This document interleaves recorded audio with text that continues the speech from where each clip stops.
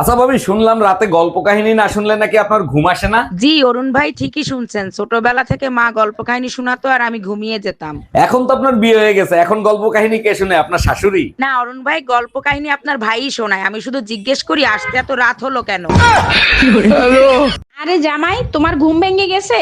যাও নাক মুখ ধুয়ে আসো, আমি তোমার জন্য গরম গরম ভাত নিয়ে আসি। আম্মাজান, আমি সিদ্ধান্ত নিয়েছি আজ থেকে আর শ্বশুর বাড়ির ভাত খাবো না। এলাকার লোকজন বলে আমি নাকি শ্বশুর বাড়ির অন্ন ধ্বংস করি। জামাই, শুনে কলিজাটা জুড়াই গেল। তা কি করবা, কি সিদ্ধান্ত নিছো? আম্মাজান, আমি সিদ্ধান্ত নিয়েছি আজ থেকে শ্বশুর বাড়ির রুটি আর বিরিয়ানি খাবো।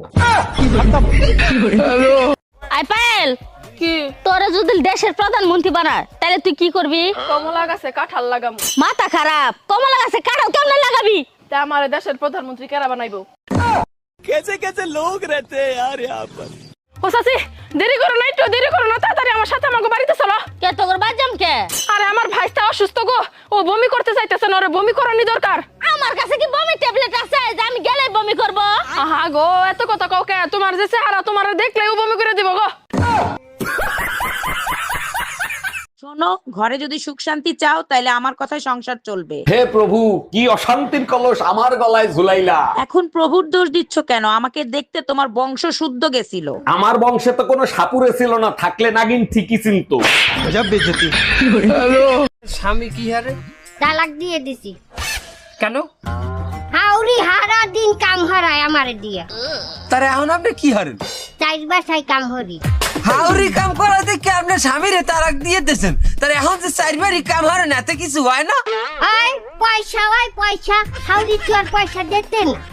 চাচি, হাউরি কাম করায় হেপিনে স্বামীরে কেন তালাক দিলেন? তা হাউরিরে তো আর তালাক দেওয়া যায় না। শোনেন, যে কোনো সমস্যা গোড়া দিয়ে উগলেই হেলাইতে হয়। আমি গোড়া দিয়ে উগলেই হেলাইছি, স্বামীরে তালাক দিয়ে দিই। যখনই বাসায় আসো তখনই হিসেব নিকেশ করো। কিসের হিসেব নিকাশ করো তুমি? জানো মায়া, বিয়ের সময় 5 লাখ ছিল, এখন 50 লাখ হয়ে গেছে।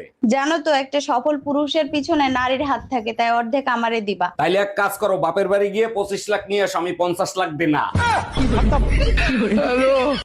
শোনো, আমি সিদ্ধান্ত নিয়েছি আমি আরেকটা বিয়ে করব। এটা তো খুব খুশির সংবাদ। তা হঠাৎ করে এই সিদ্ধান্ত নেবার কারণটা কি জানতে পারি? 7 বছর বিয়ে করছে, আমাদের একটা বাচ্চা, আমার আরো বাচ্চা লাগবে, তাই আরেকটা বিয়ে করব। আল্লাহর কাছে শুক্রিয়া জানো একটা হইছে, তোমার ভরসায় থাকলে ওইটাও হইতো না। সকালবেলা ঘুম থেকে উঠেই পেপার নিয়ে বসে থাকো, এখন কি পেপারের যুগ আছে? শোনো, মোবাইলে যে সংবাদ পাওয়া যায় না, সেই সংবাদ শুধুমাত্র পেপারেই পাওয়া যায়। তাই নাকি? তা কি এমন নিউজ তুমি পড়ো যেটা শুধু পেপারেই পাওয়া যায়? গার্লফ্রেন্ডের সাথে দেখা করতে গিয়ে বয়ফ্রেন্ড হাতে নাতে ধরা খাইছে। ছোট গিন্নি, তোমার জন্য একটা ছেলে দেখে আসছি। ছেলে ইঞ্জিনিয়ার, কিন্তু শর্ত একটাই, বিয়ের পরে ঝগড়া করতে পারবা না। বাহ দুলা ভাই, আমার গোষ্ঠী উদ্ধার করছেন। আপনার ইঞ্জিনিয়ার ধুয়ে আপনি পানি খান। এই যে কোনো কথা বললা, সবার কপালে কি ইঞ্জিনিয়ার জামাই জোটে? বিয়ে করব স্বামীর সাথে ঝগড়া করার জন্য, সেটা না করতে পারলে ইঞ্জিনিয়ার দিয়ে কি পাল ফালাবো?